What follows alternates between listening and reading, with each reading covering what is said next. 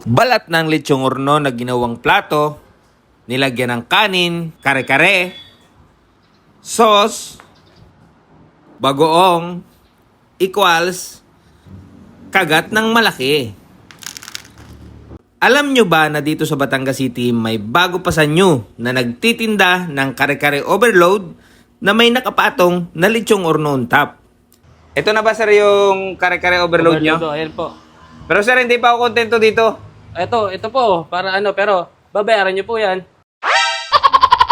Sa halagang 180 pesos nga lang ay matitikman nyo na. At kapag natikman nyo, siguradong uulit-ulitin mo dahil sa sauce nito na sobrang lapot na may katamtamang tamis, lasang-lasa mo ang crust ng peanut, saktong alat, tamang-tama sa bagoong na ibinibigay nila. Meron ding dinuguan na may konting asim, saktong timpla, saktong lasa na may lechong horno. At ang maganda rito, suwak na suwak sa bulsa. May kaldereta sila na sa amoy at kulay pa lang ay siguradong maglalaway ka na. Sisig horno, pansit bato overload na talaga namang loaded sa toppings, meron dinuguan at lechong horno sa ibabaw. At ang isa sa malupit rito mga kasakol, meron silang baby back ribs na sa halagang 299 pesos lang ay naka-only baby back ribs ka na. At dito mo lang yan matitikman sa Dos Garden Bistro. At kung sakaling may event ka at naghahanap ka ng lokasyon, tamang-tama, meron din silang event center. Mag-inquire lang kayo sa FB page na nakikita nyo ngayon sa screen. Located nga pala ang Dos Garden Bistro sa Barangay Sampaga, Batangas City. Nasa Google Map din sila. Kaya sa mga Batanggenyo dyan na naghahanap ng food tripan at gusto makatikim ng masarap na karkare, hindi nyo na kailangang lumayo. Meron na tayo nyan dito sa Batangas City. Kaya ano pang hinihintay ninyo? Dayuhin nyo na at tikman ang kanilang mga pagkain. Ano pang hinihintay natin? Tara, sakula na. Boss, magandang hapon. Magandang hapon din po. Sir, anong tinitindihan nyo rito? Lechong horno po. Ba, maluto nga sir ah. Opo. Magkano naman ho yung lechong horno na yan? 180 po pag without rice po. Pagka may kare-kare po, overload, 180 rin po. 180. Opo. Yung overload, ang kasama ay tuwalya. Tsaka lechong horno po. Okay. Ano pa hong ino-offer nyo dito? Dinuguan po. Dinuguan? Dinuguan overload with lechong horno po. Inspired ba to sa ibang kainan Yes or po, what? inspired po ito. Saan? Sa kay Balat. Kay Balat. Oo. Bakit taga saan ka ba, sir? Taga Binyan. Taga Binyang ka? Opo. Ayan, boss Balat. Opo. Ano pa, sir? Bukod doon sa Tsaka dinuguan sisig po. kare-kare, sisig. May sisig din. Yes po, tsaka po may only ribs po tayo. Only ribs. Yes po. Magkano naman po yung only ribs nyo? 299 lang po ang only ribs natin. Matagal na po itong ano ninyo? Bago lang po. Ano ang pangalan nitong tindahan nyo? Dos Garden Bistro po.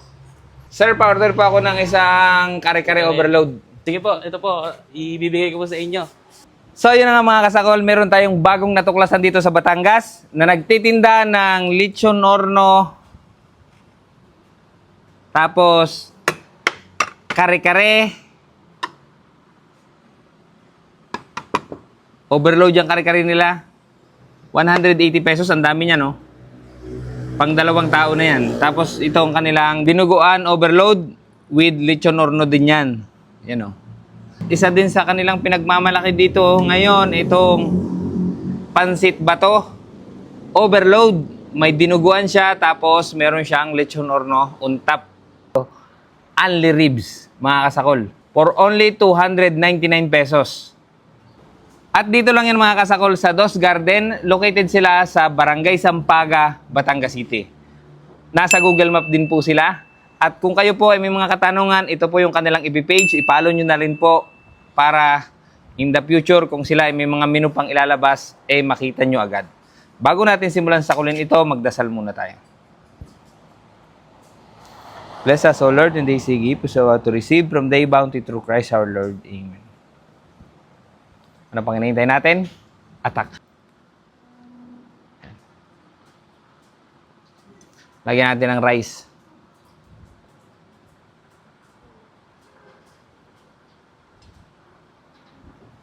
Tapos lagyan natin ng kare-kare.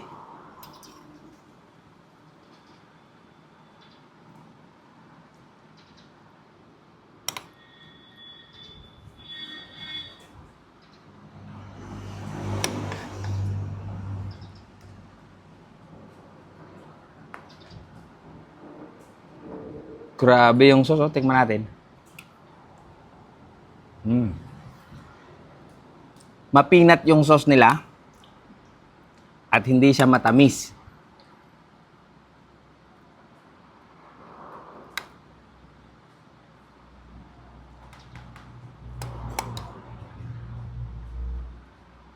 Bagoong.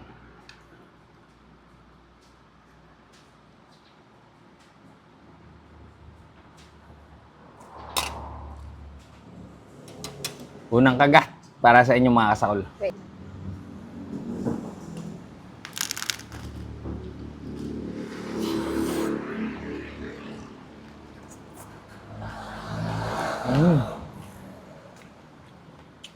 Grabe, lutong. Lagyan natin ng orno. Orno sa orno.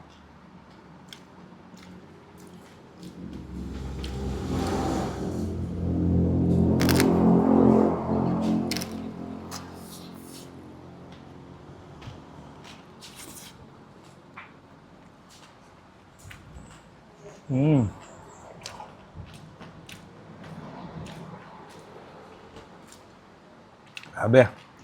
Harap.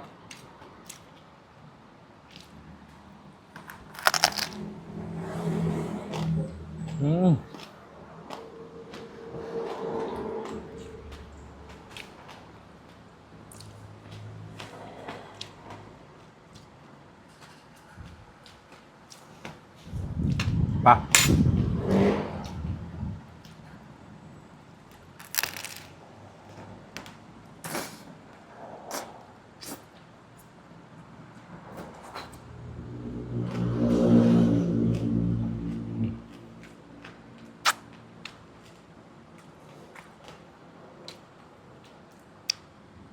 Pasado yung kare-kare.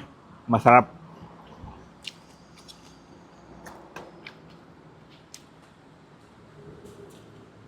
May laban to.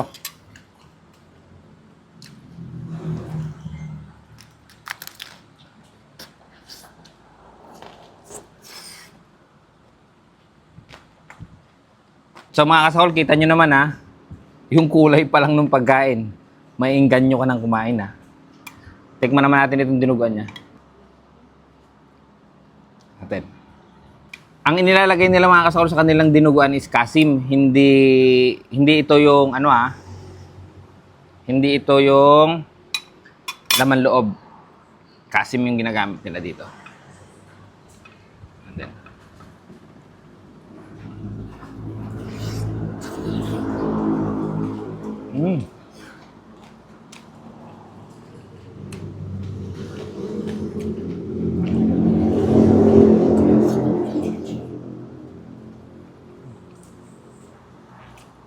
grabe.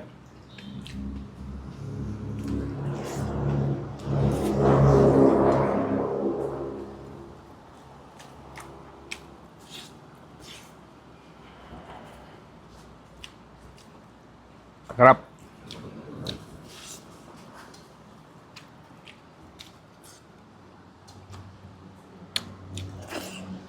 So mga kasakol, humingi ako ng isang kanin pa. Tikman naman natin itong kaldereta. Grabe oh, tingnan nyo yung kaldereta. Nagmamanti-mantika. Oh. Grabe.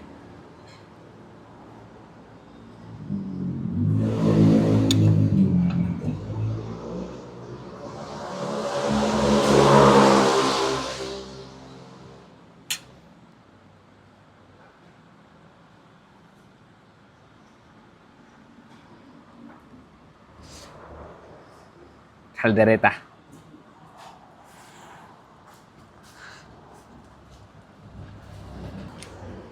Sarap.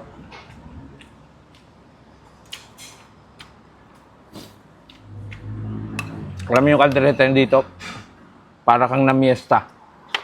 Ang lasa.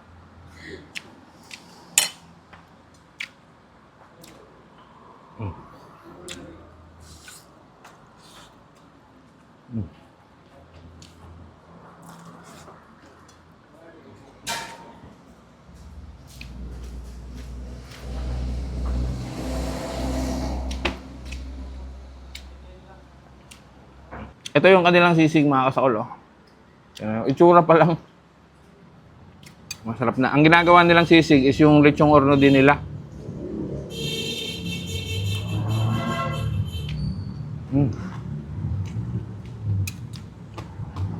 Sarap.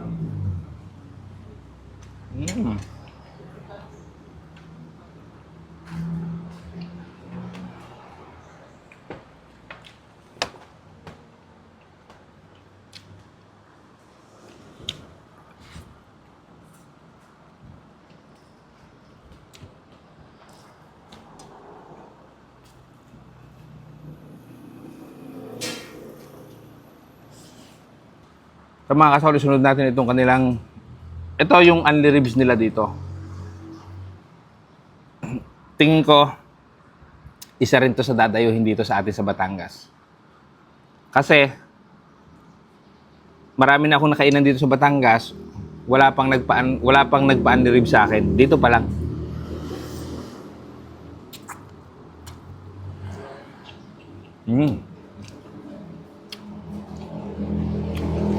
Sarap.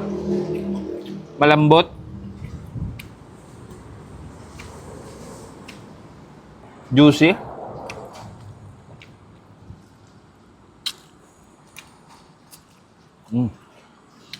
Mapaparami ka ng kanin dito.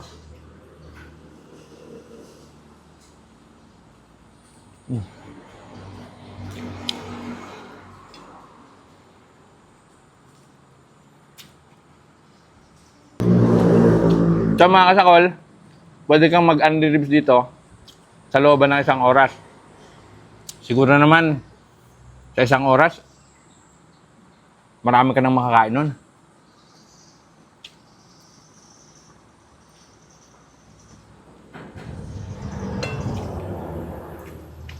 Sobrang lambot, oh. Yan, oh. Di ba?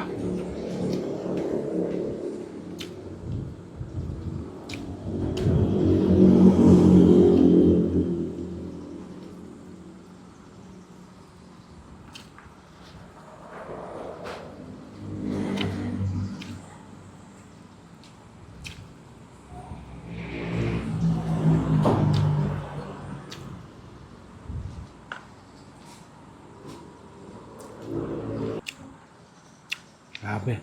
Sarap mga kasakol. Ang sarap. Sarap.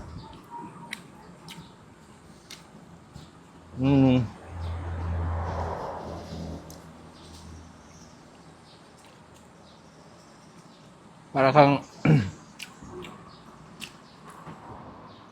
manamis-namis yung lasa niya.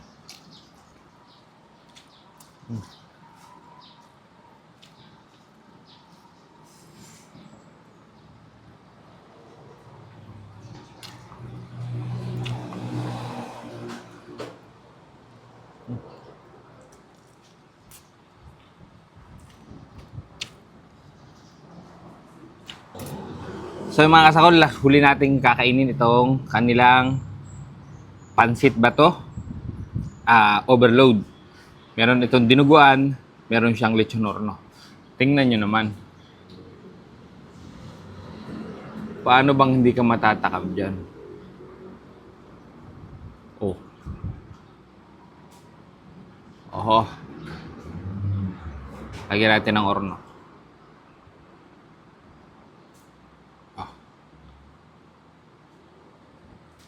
Perfect bite.